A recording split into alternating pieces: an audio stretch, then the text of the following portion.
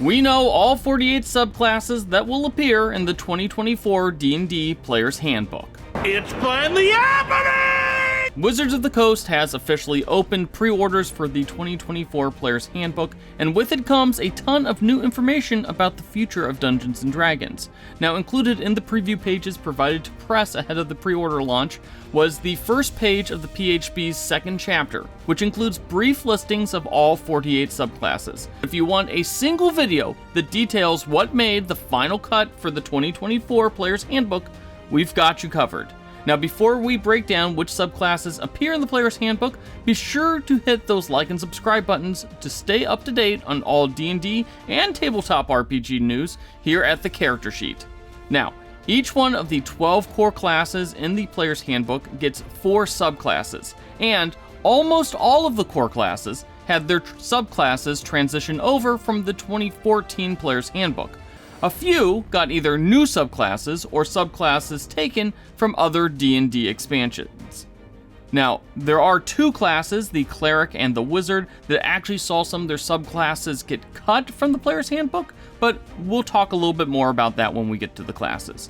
Now, the Barbarian keeps both the Berserker and the renamed Path of the Wildheart, which was called the Path of the Totem Warrior in the 2014 Player's Handbook, along with the brand new Path of the World Tree and the Path of the Zealot from Xanathar's Guide to Everything.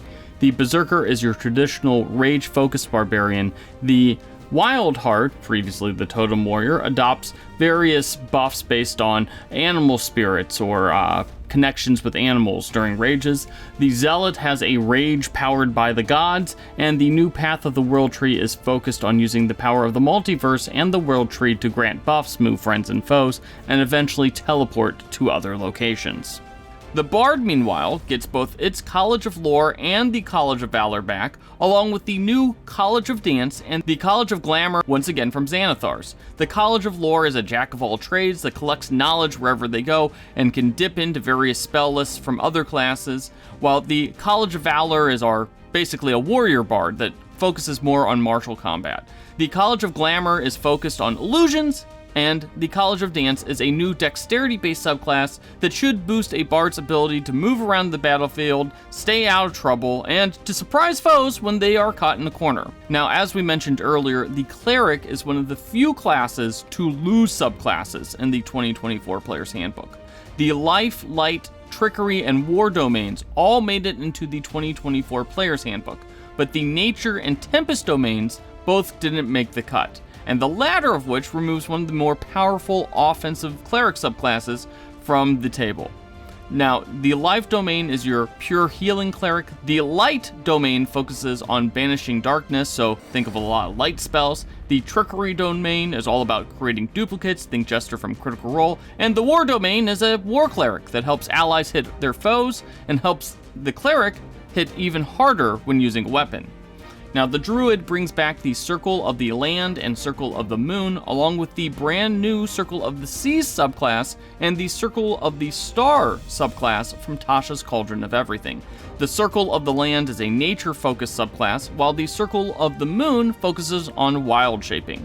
The Circle of the Stars channels the stars to power their wild shape and make prophecies that can help or hurt those around them. And the brand new Circle of the Sea adds spells that are themed around the sea and have this cool ocean spray effect that can push opponents away and damage them.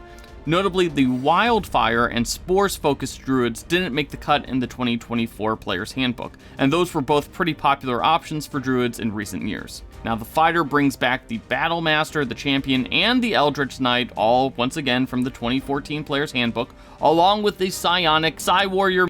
Now, the Battle Master is built around special combat maneuvers, the Champion is basically a pure fighter, and the Eldritch Knight has some access to magic.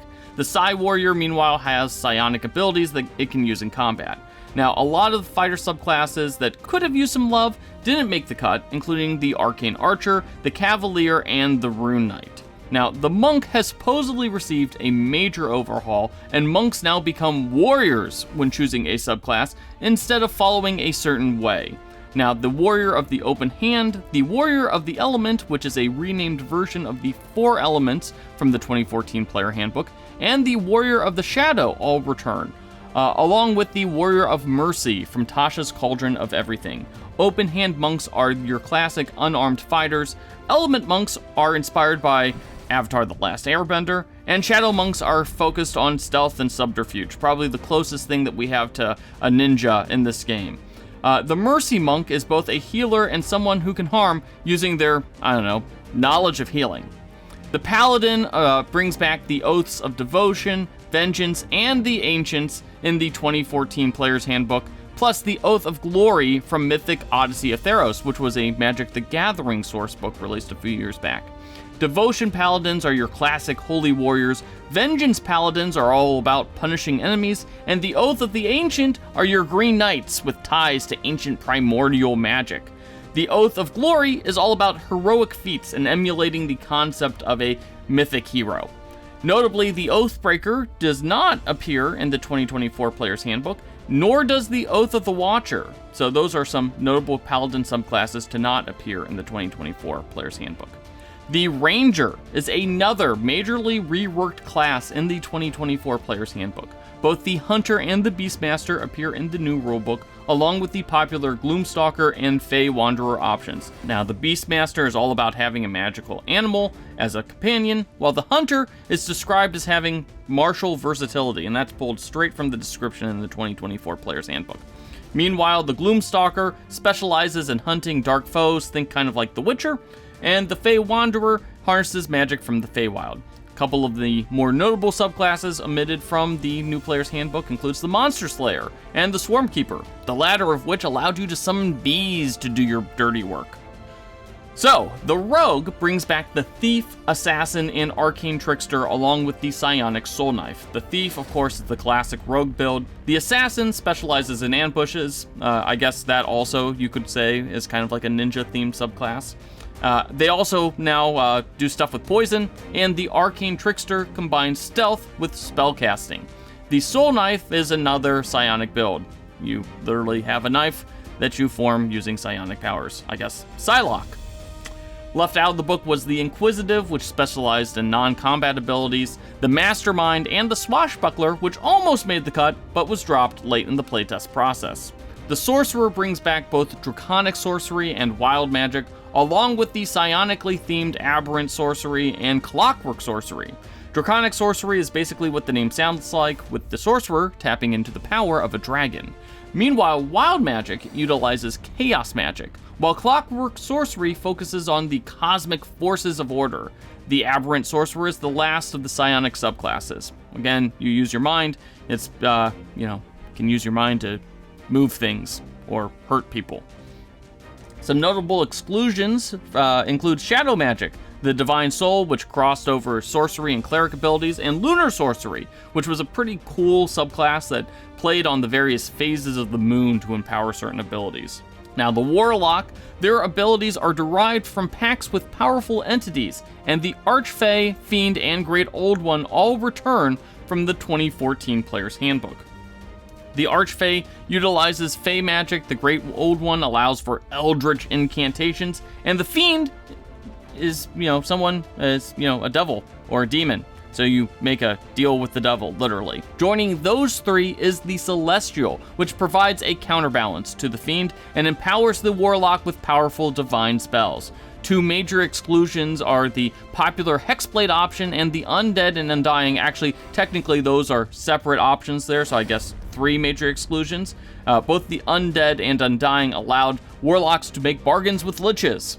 Finally, the Wizard received the most cuts from the 2014 Player's Handbook, with half the subclasses from 2014 cut from the 2024 book. The 2024 subclasses includes the Abjurer, the Diviner, the Evoker, and the Illusionist, each of which focuses on specific kinds of magic. The Abjurer shields and banishes. The Diviner can receive glimpses of the future. The Evoker blows stuff up, and the Illusionist creates illusions.